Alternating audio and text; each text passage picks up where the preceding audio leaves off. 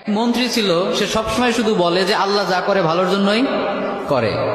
তো একবার রাজামশাইয়ের একটা আঙ্গুল কেটে গেল, কোন একটা কাজ করতে গিয়ে আঙ্গুলটা কেটে গেল।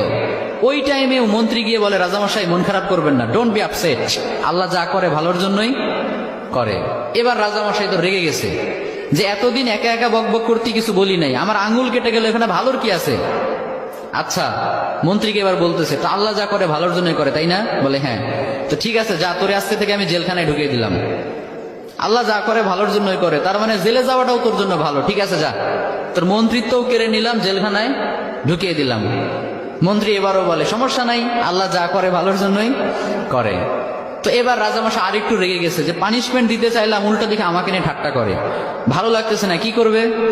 রেগে মেগে কয়েকটা লোক নিয়ে, তার সাঙ্গপাঙ্গ যারা আছে ওদেরকে নিয়ে জঙ্গলে চলে গেছে শিকার করার জন্য। কি করার জন্য? পশু শিকার করার জন্য। তো পশু শিকার করছে করছে, ইন দ্য মিন টাইম কয়েকটা লোক তাদের উপর হামলা করলো। এরা হলো জঙ্গলি মানুষ, এদেরকে কি বলে? জঙ্গলি মানুষ, বুঝতে পারছেন? মানে এরা জঙ্গলি। ওদের উপর হামলা। এই হামলা দেখে বাকি যারা ছিল রাজামশাই বাদে সবগুলো ভৌ দৌড়, এক ধরে পলাই। চাচা আপন প্রাণ বাঁচা, নিজে বাঁচলে বাপের নাম, রাজামশাই মরলে মরুক, আমরা বাঁচি। আর রাজামশাই তো সুখে শান্তিতে বসবাস, দৌড়ানোর প্র্যাকটিস নাই। ওই আল্লাহর বান্দা একটু দৌড় দিতে না দিতে ধরা পড়ে গেছে। আর অন্যদের তো হেঁটে দৌড়ে অভ্যাস আছে, ওরা পালিয়ে গেছে।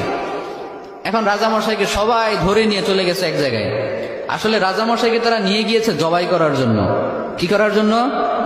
তাদের বিশ্বাস মতে প্রত্যেকটা বছর তারা তাদের দেবদেবীর উদ্দেশ্যে একটা করে মানুষ উৎসর্গ করে। তাদের ধারণা হচ্ছে একটা করে মানুষ যদি আমরা প্রত্যেক বছর উৎসর্গ করি দেবদেবীদের জন্য, তাহলে পুরো বছরটা দেবদেবীরা আমাদেরকে সিকিউরিটি দিবে, নিরাপত্তা দিবে। তো ওই কারণে রাজামশাইকে নিয়ে গিয়েছে।